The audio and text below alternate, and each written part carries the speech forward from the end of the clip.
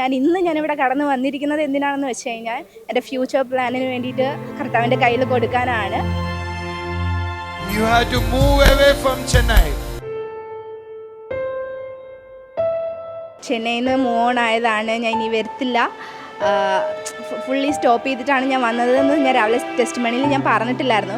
ഞാൻ ഇപ്പോൾ താമസിക്കുന്ന സ്ഥലത്ത് നിന്ന് വേറെ എവിടെയെങ്കിലും പോകണം എന്നറിയത്തില്ല.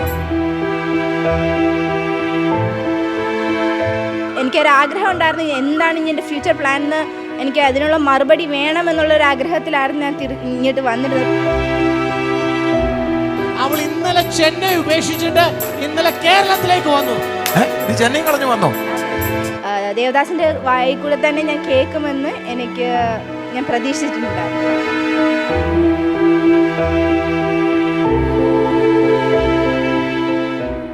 എൻ്റെ പേര് അൽഫോൺസ, കൊല്ലം ചർച്ചിൽ ഒരു 7 വർഷത്തെ വിശ്വാസിയാണ്. ഫ്രം എൻ്റെ ചൈൽഡ്ഹുഡ് തൊട്ട് തന്നെ ഞാനൊരു സ്പോർട്സിൽ ഭയങ്കര ആക്റ്റീവായിട്ടുള്ള പേഴ്സണാണ്. പക്ഷേ എൻ്റെ 10th ശേഷം ഞാൻ വന്ന് സ്റ്റക്കായ ഒരു ഇടം ഉണ്ടായിരുന്നു.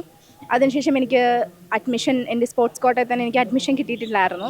അതിനുശേഷം ജോൺ ബ്രദർ സ്ട്രെയിറ്റ് ആയിട്ട് വന്ന് നമുക്ക് ആലോചന പറയുകയല്ല ചെയ്യുന്നത്. പക്ഷേ അദ്ദേഹം പറയുന്ന ഓരോ വാക്കുകളും നമ്മൾ ഏറ്റെടുക്കുക എന്നുണ്ടെങ്കിൽ അത് നമ്മുടെ ജീവിതത്തിൽ ഇംപ്ലിമെൻ്റ് ആകുവാൻ ഇടയാകും. അങ്ങനെ ഒരുപാട് ഈ ചർച്ചയിൽ വെച്ച് തന്നെ ആയിരുന്നു ഞാൻ തകർന്ന് ഒരു സൈഡിൽ ഇരിക്കുമായിരുന്നു. അപ്പോൾ ജോൺ ബ്രദർ അകത്ത് നിന്ന് നോർമലായിട്ട് പ്രസംഗിച്ചുകൊണ്ട് നിൽക്കുമായിരുന്നു. പക്ഷേ ചില വാക്കുകൾ ആ സമയത്ത് എൻ്റെ ഉള്ളിൽ വരാൻ തുടങ്ങി. ആ സൺഡേ കഴിഞ്ഞു, ഒരു 2 days കഴിഞ്ഞപ്പോഴത്തേക്ക് എനിക്ക് ചെന്നൈയിൽ ഒരു സെലക്ഷൻ ഉണ്ടായിരുന്നു കബഡിയുടെ. അങ്ങനെ ആ സെലക്ഷനിൽ എനിക്ക് സെലക്റ്റായി. ഞാൻ അവിടെ പഠിക്കാൻ തുടങ്ങി, പഠിച്ചു. ഇപ്പോൾ എൻ്റെ ഡിഗ്രി കഴിഞ്ഞു, ഗ്രാജുവേറ്റ് ആയി. ഒരു 5 years ആയിട്ട് ഞാൻ ചെന്നൈയിലായിരുന്നു വർക്ക് ചെയ്തതായിരുന്നു. ഇന്നലെയാണ് ഞാൻ ഇവിടെ വന്നത്, എൻ്റെ ജോബെല്ലാം കഴിഞ്ഞിട്ട്.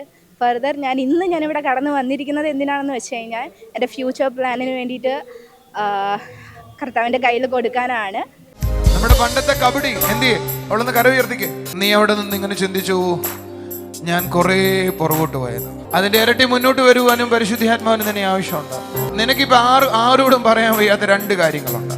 2 കാര്യങ്ങൾ നീ കണ്ടിന്യൂസ് ആയി പ്രാർത്ഥിക്കുന്നു. ഒരു കാര്യം എന്താ ചെയ്യേണ്ടതെന്ന് അറിയത്തില്ല. 2ാമത്തെ കാര്യം ഞാനിപ്പോൾ താമസിക്കുന്ന സ്ഥലത്ത് നിന്ന് വേറെ എവിടെയെങ്കിലും പോകണോ എന്നറിയത്തില്ല. ഈ 2 കാര്യം കണ്ടിന്യൂസ് ആയി പ്രാർത്ഥിച്ചോണ്ടായിരുന്നേ. നീ ഇപ്പോൾ അവിടെ നിന്ന് കർത്താവിനോട് പറഞ്ഞു, കർത്താവേ ബ്രദർ എന്നോടൊന്ന് സംസാരിച്ചാലോ, ബ്രദർ പുതിയ ആളുകളോടെ സംസാരിക്കത്തുള്ളൂ, ബ്രദർ എന്നോടൊന്ന് പറഞ്ഞാലോ, ബ്രദറിനെ നേരത്തെ ഞാൻ കാണുന്ന പോലെയല്ല, ബ്രദറിന് കുറെ കൂടെ മാറ്റം വന്നിട്ടുണ്ട്. നീ അങ്ങനെ ഒന്ന് ചിന്തിച്ചു പറ. നീ ചോദിച്ച 2 കാര്യത്തിനല്ലേ ഞാൻ മറുപടി തന്നേ. പരിശുദ്ധാത്മാവ് ആ കാര്യം കാണുന്നുവെങ്കിൽ നിന്റെ ആ ചിന്തയോട് കർത്താവ് ഒരു ഗ്രീൻ സിഗ്നലാണ് തരുന്നത്. You had to move away from Chennai. ചെന്നൈയിൽ നിന്ന് മൂവ് ഓൺ ആയതാണ്. ഞാൻ ഇനി വരത്തില്ല, ഫുള്ളി സ്റ്റോപ്പ് ചെയ്തിട്ടാണ് ഞാൻ വന്നതെന്ന് ഞാൻ രാവിലെ ടെസ്റ്റ് മണിയിൽ ഞാൻ പറഞ്ഞിട്ടില്ലായിരുന്നു. പക്ഷേ ഞാൻ ആഗ്രഹിച്ച പോലെ തന്നെ പാസ്റ്റർ എന്നെ വിളിക്കുകയും എൻ്റെ ആഗ്രഹങ്ങൾ നീ ഫുള്ളി സ്റ്റോപ്പ് ചെയ്തിട്ടാണ്, ആരോടും പറഞ്ഞിട്ടില്ലായിരുന്നു. ഒരു സ്ഥലം കാണാം, അവസാനിക്കുന്ന നീ എന്ന് പറഞ്ഞ് അവസാനിക്കുന്ന ഒരു സ്ഥലം. ആ സ്ഥലത്ത് നിന്ന് വേറെ സ്ഥലത്തേക്ക് നീ ട്രാൻസ്ഫർ ആകുന്നു. യേശു ഇതാ ചില കാര്യങ്ങൾ ഒരുക്കുന്നു. യേശു ഇതാ പല കാര്യങ്ങൾ നിനക്ക് വേണ്ടി ഒരുക്കുന്നു. ദൈവം നിനക്ക് ചില കാര്യങ്ങൾ ഒരുക്കുന്നു. എനിക്കൊരാഗ്രഹം ഉണ്ടായിരുന്നു, എന്താണ് ഇനി എൻ്റെ ഫ്യൂച്ചർ പ്ലാൻ എന്ന് എനിക്ക് അതിനുള്ള മറുപടി വേണമെന്നുള്ളൊരു ആഗ്രഹത്തിലായിരുന്നു ഞാൻ ഇങ്ങോട്ട് വന്നിരുന്നത്. പക്ഷേ അത് ദേവദാസിൻ്റെ വായിൽ കൂടെ തന്നെ ഞാൻ കേൾക്കുമെന്ന് ഞാൻ പ്രതീക്ഷിച്ചിട്ടുണ്ടായിരുന്നില്ല. ബ്രദർ ദൂത് വളരെ റൈറ്റ് ആണ്. അവൾ ഇന്നലെ ചെന്നൈ ഉപേക്ഷിച്ചിട്ട് ഇന്നലെ കേരളത്തിലേക്ക് വന്നു. നീ ചെന്നൈ കളഞ്ഞു വന്നോ? അതെ, ഇന്നലെ ഈവനിങ് 5 മണിക്ക് റീച്ച് ആയതുള്ളൂ. ബ്രദർ ആക്യുറേറ്റ് ദൂതാണ്. ഭയങ്കരമായി പോയല്ലോ. നിനക്ക് അത് സംശയിച്ചിരിക്കുവായിരുന്നു. അപ്പോ എന്ത് ചെയ്യണമെന്നൊരു കൺഫ്യൂഷൻ എപ്പോഴും ഉണ്ട്. അവരാൻ എന്തെല്ലാം നന്നായിട്ട് അറിയാലേ. He knows everything. എൻ്റെ കൂട്ടത്തിൽ തന്നെ എനിക്കൊരു ദൂത് പറയുകയുണ്ടായി. അത് ഈ വരും ദിവസങ്ങളിൽ തന്നെ ഞാൻ എൻ്റെ കണ്ണുകൊണ്ട് കാണുകയും ഞാൻ അത് അനുഭവിക്കുകയും ചെയ്യും.